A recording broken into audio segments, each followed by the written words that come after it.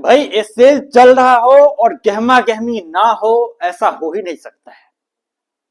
अभी जो ऑस्ट्रेलिया और इंग्लैंड के बीच पांचवा ऐसे टेस्ट मैच खेला जा रहा है, वहां पर भी दूसरे दिन के हम लोग बात करें तो इसी तरह का गहमा गहमी का माहौल जो है मानस सलाम हुसैन और इंग्लैंड के कैप्टन बेन स्टोक के बीच देखने को मिली। नवा तो हाथापाई तक भी आ गई थी कि वैसे हाथापाई तक भी हो जाती। बेन स्टोक ने तो मजाक मजाक में जो है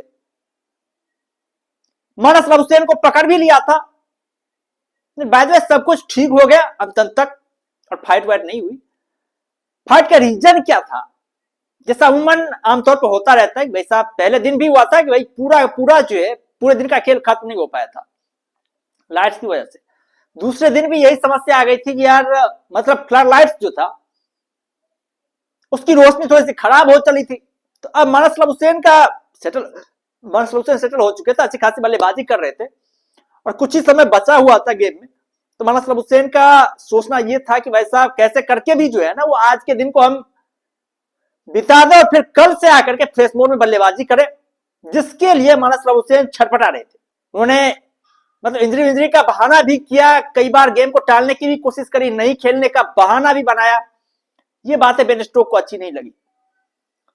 उन्होंने मानस सलाम हुसैन से पूछा भाई ये क्या है, क्या कर रहे हो, ये तो बाहर जाने की जल्दी क्यों हो रही है? ये बातें बेन स्टोक ने पूछी मानस सलाम हुसैन से और दोनों के बीच हेटेड एक्सचेंज भी हुआ। मानस सलाम हुसैन ने भी कुछ बातें कही, बेन स्टोक ने भी कुछ बातें कही, लेकिन अंत में फिर खेल होता है। उसके बाद से बेन स्टोक जो मानस सलाम हुसैन का विकेट चटका देते हैं। मानस सलाम हुसैन आउट होकर के पोलिंग चले जाते हैं। भाई साहब काफी शानदार बल्लेबाजी कर रहे थे, एग्रेसिव स्टार्ट मिल चुकी थी मानस सलाम हुसैन को। मानस सलाम हुसैन की हम लोग बात करें तो मानस सलाम हुसैन काफी शानदार तरीके से खेल रहे थे। और एक चीज मानस सलाम हुसैन में दिखी है इस पूरे एसेज में, यार मानस सलाम हुसैन खेल अब जो खेलने का उनका तरीका है ना उसमें थोड़ा सा एग्रेसिवनेस आई। पहले मानस सलाम हुसैन इस अंदाज में नहीं खेलते थे। पहले मानस सलाम हुसैन का खेलने का अंदाज जो था मतलब बहुत स्लो था, सुस्त टाइप के खेलते थे टेस्ट क्रिकेट में, लेकिन अब थोड़ा सा एग्रेसिव इंटेंट के साथ मानस सलाम हुसैन खेलते हैं। आज के मैच की बात है तो 48 रन बनाए, 68 गेंदों पर 7 चौके लगाए, कमाल की बल्लेबाजी करे थे। लेकिन 3-4 और पहले ही जो है वो भाई साहब आउट होकर के पोलैंड चले गए। इस बात का दुख था। तभी माइकल निसीर आए बल्लेबाजी करके नाइट वॉचमैन के तौर पर। स्टीव स्मिथ को हालांकि आना था लेकिन स्टीव स्मिथ आ नहीं पाए, माइकल निसीर आए हैं। वो 1 रन बनाकर के बल्लेबाजी करे 15 गेंदों पर। बेन स्टोक की बात करें तो बेन स्टोक हालांकि भाई बैट के साथ उतना ज्यादा कामयाब नहीं रहे, लेकिन गेंदबाजी ठीक ठाक करी है बेन स्टोक ने। बेन स्टोक की गेंदबाजी की हम लोग बात करें तो बेन स्टोक ठीक ठाक गेंदबाजी की। इस मैच में 2 विकेट बेन स्टोक ने चटकाए। जो शुरुआत के 2 विकेट गिरे हैं ऑस्ट्रेलियन क्रिकेट टीम के, उस दोनों विकेट को जो है बेन स्टोक ने हासिल किया है। चाहे जैक नीदरलैंड की बात करें या फिर आप मानस सलाम हुसैन की बात करें, दोनों विकेट बेन स्टोक ने पाई है। और जैक नीदरलैंड का भी इस पूरे सीरीज में हम लोग परफॉर्मेंसेज की बात करें तो एक चीज दिखी है, मतलब जैक नीदरलैंड की हम लोग बात करें तो जैक नीदरलैंड जो है ना, जिस सोच के साथ ऑस्ट्रेलियन क्रिकेट टीम ने उन्हें यहां पर लाया था वैसा उस तरह का परफॉर्मेंसेज करिए। एक आधे मैच के हम लोग छोड़ लें तो हर एक मैच में जैक नीदरलैंड की भी यही स्थिति रही है कि भाई उन्हें स्टार्ट तो मिली है, उस स्टार्ट को जब एक बड़ी पारी में कन्वर्ट करने की बात आती है ना तो जैक नीदरलैंड उस तरह का अप्रोच नहीं दिखा पाए, उस तरीके से जो बल्लेबाजी नहीं कर पाए जैक नीदरलैंड। और जाहिर तौर भाई साहब यदि आप इस तरह से बल्लेबाजी करेंगे तो आप बहुत जल्द जो सैक्ट कर दिए जाएंगे, हटा दिए जाएंगे। बहुत सारे प्लेयर हैं ऑस्ट्रेलिया के डोमेस्टिक क्रिकेट में काफी कमाल का परफॉर्मेंसेज कर रहे हैं और फिर बाद में आकर के जो ऑस्ट्रेलियन क्रिकेट टीम में शामिल भी हो सकते हैं। तो अभी नहीं लग रहा कि यहाँ पर जैक नीदरलैंड जिस सिचुएशन में, जिस मोड में, इस सिचुएशन को कंटिन्यू करने वाले या फिर आगे खेलने वाले। खैर टेविसेट काफी कमाल की बल्लेबाजी करे, बेहतरीन टच में टेविसेट दिखाई दे रहे हैं। 91 रन बनाकर के खेलने टेविसेट 87 गेंदों का सामना करते हुए 15 चौके लगाए उन्होंने। काफी धुआंधार शुरुआत जो है टेविसेट ने कर दी है, बेहतरीन अप्रोच दिखाया है, ऑस्ट्रेलिया की टीम को संभाल करके रखा है। और कल उनके ऊपर एक बहुत बड़ी निगाह होगी, बहुत बड़ा दृष्टिकोण होगा उनके ऊपर, यार टेविसेट किस तरह से बल्लेबाजी करते। यदि थोड़ा सा और बल्लेबाजी करके 1-2 सेशन बल्लेबाजी करके टेविसेट तो चाहे तो ऑस्ट्रेलिया की टीम इस गेम में बहुत ज्यादा आगे निकल जाए। क्योंकि टेविसेट की खासियत है जब भी बल्लेबाजी करते भाई साहब तेज तरह अंदाज में बल्लेबाजी करते और तेज तरह अंदाज में टेस्ट मैच में बल्लेबाजी हो तो जाहिर तौर भाई आप बहुत ज्यादा आगे निकल जाएंगे। उस मूड में दिखाई दे रहे टेविसेट, उस अंदाज में बल्लेबाजी करे टेविसेट और बहुत ज्यादा उम्मीद है ऑस्ट्रेलियन क्रिकेट टीम को टेविसेट से। यार यहाँ पर टेविसेट काफी कमाल की बल्लेबाजी करे, बेहतरीन बल्लेबाजी करे, धमाकेदार बल्लेबाजी करे, ऑस्ट्रेलियन क्रिकेट टीम को जो जीत दिलाने में एक महत्वपूर्ण भूमिका निभाए।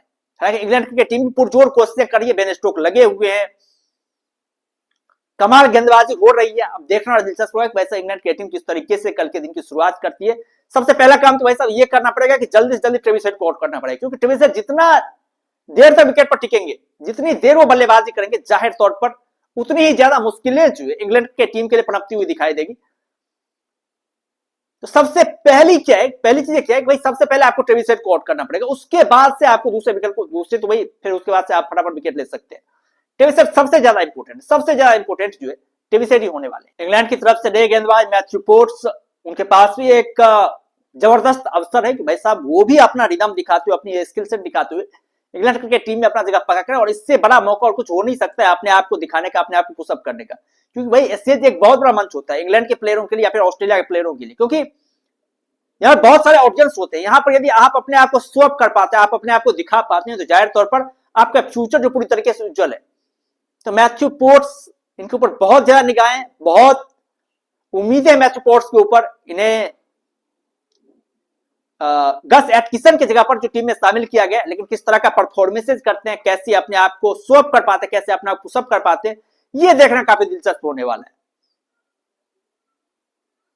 ऑस्ट्रेलिया की तरफ से भी मानस लबुशेन की यदि हम लोग बात करें तो यार पूरे सीरीज की बात है, पूरे सीरीज में स्टार्ट मिले, ठीक ठाक बल्लेबाजी करिए, लेकिन मानस लबुशेन के बल्ले से जिस तरह के परफॉर्मेंसेज की उम्मीदें थी उस तरह का परफॉर्मेंस मानस लबुशेन भी डिलीवर नहीं कर पाए। इससे पहले शेफील्ड शील्ड में देखिए भाई सेंचुरी पर सेंचुरी आ रही थी इनके बल्ले से, लेकिन यहाँ पर स्टार्ट जो मिली है मानस लबुशेन को कुछ एक मैचों में, उस स्टार्ट को एक बड़ी पारी में कन्वर्ट कर पा रहे हैं, पूरी तरीके से विफल रहे मानस लबुशेन। अब भाई साहब जाहिर तौर पर एक इनिंग बचे हुए हैं, वहां पर मानस लबुशेन के लिए देखना और दिलचस्प होगा कि मानस लबुशेन वहां पर किस तरह का परफॉर्मेंसेज करते हैं। मानस लबुशेन की नजर जो है ओडीआई स्क्वाड में वापसी करने के ऊपर भी होगी, लेकिन भाई साहब यदि आप ओडीआई स्क्वाड में वापसी करना चाहते हैं तो आपके स्ट्राइक रेट अच्छे होने चाहिए और आपके बल्ले से रन भी निकलने चाहिए, जो कि रन नहीं निकले मानस लबुशेन के बल्ले से। ये थोड़ा सा जो सरदर्द है, ये थोड़ी सी टेंशन है। खैर आप लोग क्या कहने, दोनों के बीच जो फाइट हुई है मानस लबुशेन और बेन स्टोक के बीच क्लार्क को लेकर के, इसके बारे में जो हेटेड एक्सचेंज हुए, दोनों के बीच बातें हुई है, उसको लेकर के आप लोगों का क्या कहना है, आप लोग क्या सोचते हैं, आप लोगों का क्या मत है, आप लोग अपना राय जो कमेंट बॉक्स में दे सकते हैं। बाद बाकी हम लोग फिर मिलते हैं नई वीडियोस के साथ, दमदार कंटेंट के साथ, बेहतरीन कंटेंट के साथ। तब तक के लिए धन्यवाद।